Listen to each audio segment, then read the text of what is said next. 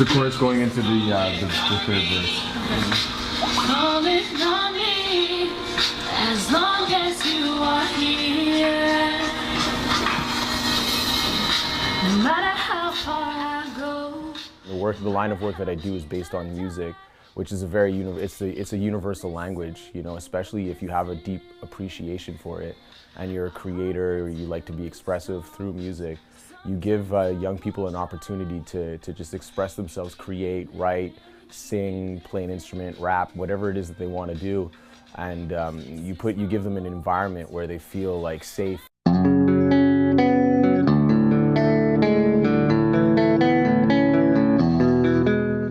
So Jinan, Eeyou, Istchee is the full title of the project, and it's Jinan means we live here. We belong here, we live here, and Eeyou, Istchee means Cree land. So it's sort of like a declaration, like this is our land and we live here, basically, you know? And that sets the tone for the entire project, where it's like we're really focusing on identity more than anything, and what it means to be Cree in Quebec. You know what I mean? And music is just the best way to really be able to shape that. First Nations in particular, the Cree youth that I was working with, are very reserved. They don't really talk that much usually, and you know, when you put in a guy like me in a room who's more animated, and I try to bring out whatever kind of conversation I can out of people. Yeah, life is hard every day, I hustle. Can you relate with the pain and struggle? There is a light down the caves and tunnels. I won't go quiet, you can take my muzzle.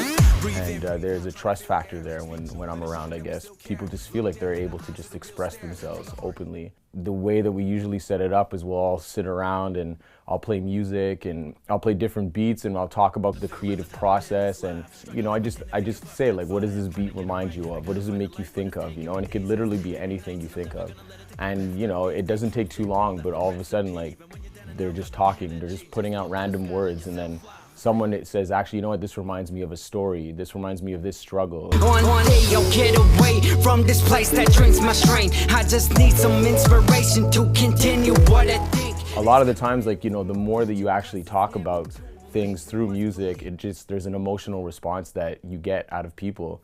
And all of a sudden you have all these stories about like hardships and struggles and things that, you know, that they had to go through. And before you know it, you have a song that's completed with these kids, their words, their ideas, but also their emotions, their spirits put into these songs. You see teachers or elders or people in the communities, and they're like, wow, we never even knew that kid was even thinking any of those things. Art is the one way where it's just like you're just able to kind of just do whatever you can in that moment, and then just be able to just create, you know? And when you create, it just allows you to just be free. The doing it is the most important part. And the fact that I bring in a mobile studio and like it's all there for them, it's ready to go. You see a shy kid, you know, all reserved, and then when they're like listening to their song and they're playing it back, all of a sudden they're just vibing out in the room, just really like, you know, just at another level kind of thing, you know? And it just opens up just that little bit of encouragement, and giving them a small opportunity all of a sudden develops confidence out of, you know, and it's not out of nowhere. It's really just, you know, the potential is there for everybody. Everybody has a voice inside them, and it needs to be externalized. One guy in particular, his name's Alex Blacksmith, and he's from a community called Waswanipi. And it was actually the first Cree community that I traveled out to. We were all like kind of vibing, sitting in the room. There was like maybe 60 youth all there, about like 6 or 7 artists all kind of writing and chilling, hanging out. We're writing to a song.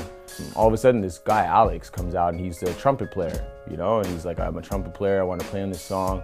And he starts playing, and this guy's like got the gift of pitch, and he just knows his chords, and he was just able to freestyle and come up with a nice little melodic line that we ended up using for the chorus.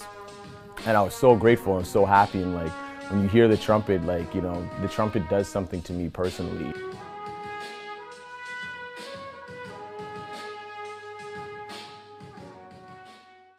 After the tour had finished and the album did what it did, and it inspired a lot of people, uplifted a lot of people, Alex Blacksmith, this trumpet player, reached out to me, and he's like, man, 1 week before you came to the community, he was like, I was struggling so much with my passion for playing trumpet. It's like, I've been playing trumpet since 13, and I've been working hard at it and just playing it, but he's like, but you know, I started to give up on it because I just didn't see the point anymore. And I didn't have any opportunities to really do it.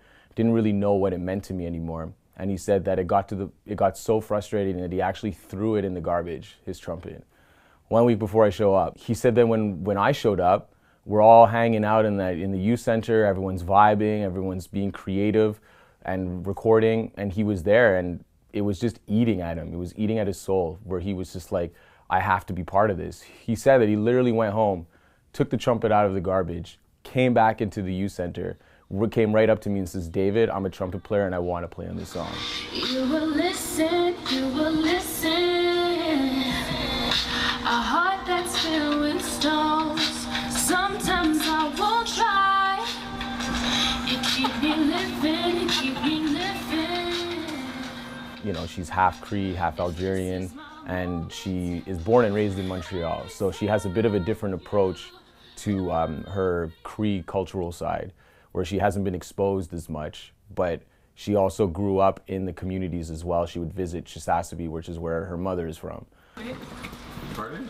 I performed around like 11 or 12. I got discovered in the bathroom by my teacher. Sometimes I would take bathroom breaks just to sing because of the echo in the bathroom. So I was taking too long, and my teacher came to check on me, and she heard me sing, and I came out, and that's how it started. She just couldn't believe it, and she really encouraged me. She pushed me to sing. What sold me on Miriam though is just her raw talent, just her voice. You know what I mean? Like, as much as it's awesome that she has like these different cultural backgrounds, which is, you know, that's the reality of living in Canada. Everyone has like these crazy cultural, multicultural backgrounds, but it's also her voice, you know? And this is a girl that has grown up in difficult circumstances. She's passionate about singing, this girl. She just never had the opportunity to ever really pursue a music career.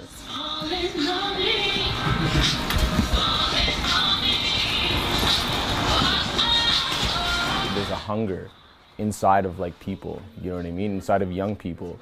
And why do people become apathetic or complacent or lazy or whatever it is that they go through? And a lot of the times it's because they don't have the access to opportunities that help develop them. And that's art. That's one of my missions, is really just to be able to give any kid that opportunity, or even older youth, you know what I mean? Not just kids. Like I deal with a lot of like youth in their 20s as well. When you go outside of the box, it allows them to really, you know, feel like, oh, this is different. This is something that I haven't encountered before. And when you get kids on that level, it's a subconscious, almost conscious thing, but it's like they're subconsciously allowing their hearts to open up to new possibilities.